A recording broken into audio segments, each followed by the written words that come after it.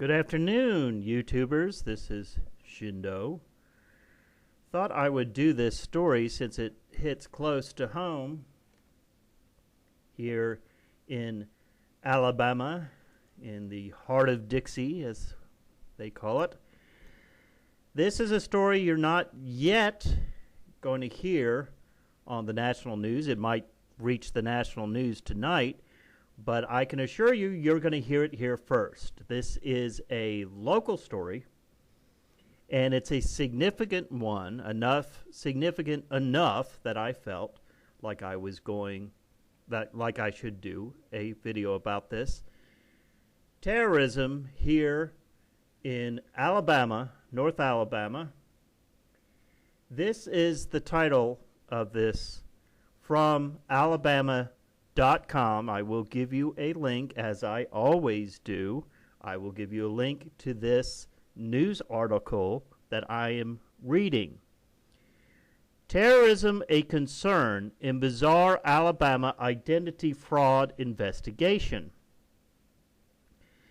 A bizarre case of people squatting in a Huntsville home worth almost $500,000 has been connected with possible terrorism, the Madison County Sheriff Department said Wednesday. Now, $500,000 is a lot of money here in North Alabama, folks, so it's a big, nice house. The FBI and the U.S. Department of Homeland Security have been brought into investigation, Captain Michael Somlosky said at a midday news conference. Somlosky said deputies were serving eviction papers at a house on an upscale West Huntsville neighborhood and noticed items within the house that led them to believe identity fraud might be taking place. The terrorism connection, Slomosky said, emerged because foreign currency, including from Iran and Iraq, was discovered at the residence. Money was moved into overseas accounts, and at least one of the suspects was believed to have possibly traveled to the Middle East. The case has been ongoing for more than a month. The eviction papers were served August 9th, Slomosky said, and though two of the suspects were arrested that day and subsequently bonded out of jail, Slomosky said law enforcement has, quote, absolutely no idea, unquote, where they are now. It's possible that even their names were aliases, Salmosky said.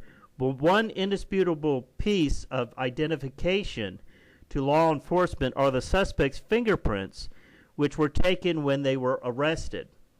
A Redstone Arsenal identification badge was also recovered at the house at 5 Elm Ridge Boulevard, but investigators got confirmation on Wednesday that the badge was legitimate and not a forgery, Salmosky said. Now, the Redstone Arsenal is a military base that is in Huntsville, Alabama. So that's what Redstone Arsenal is. It's an Army base in Huntsville, Alabama. Now, just an aside here, Huntsville, Alabama was ranked 4th in where the ICBMs would go when the Soviet Union was still the Soviet Union. Number 1 was Washington, D.C. Number 2 was New York. Number 3 was NORAD. And number 4 was Huntsville, Alabama. So that's how significant Huntsville, Alabama is. I know most of you have probably never heard of Huntsville, Alabama, but there's a reason for that too. Anyway, Redstone Arsenal is an Army base there in Huntsville, Alabama. Because of concerns over possible terrorism, Salmosky said federal authorities were contacted either the night of the eviction or the next morning.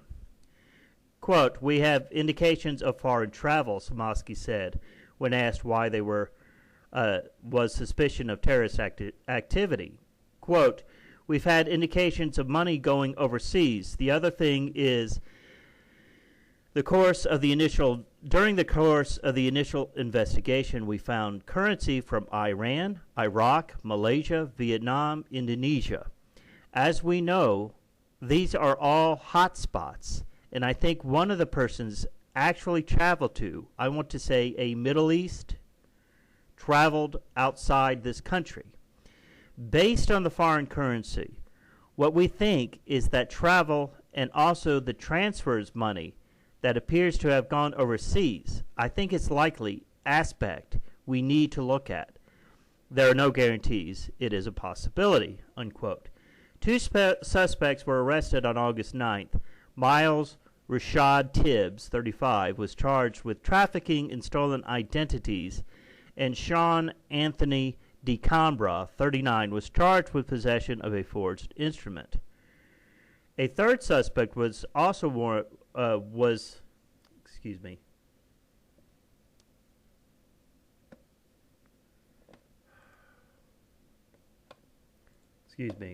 pop-ups. A third suspect was also wanted by law enforcement, Mondi Kareem Burnett Tibbs, 36.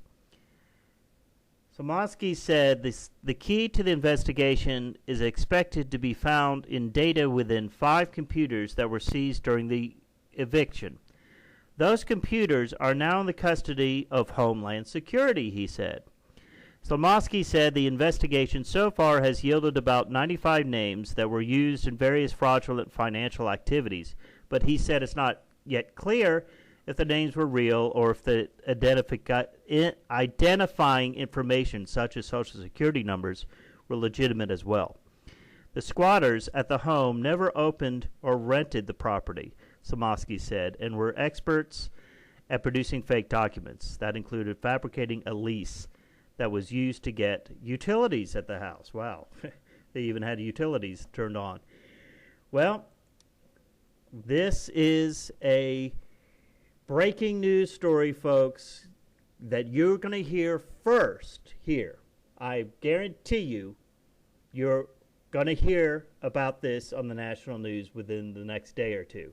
So they have arrested people, or a couple of them, from what I understand. I'm not sure if this has been updated or not, but a couple of them were on the loose still, and they are suspected of terrorism.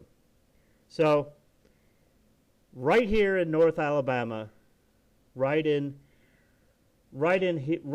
in the heartland of the South, we have some major news. Terrorism in the heartland of the South.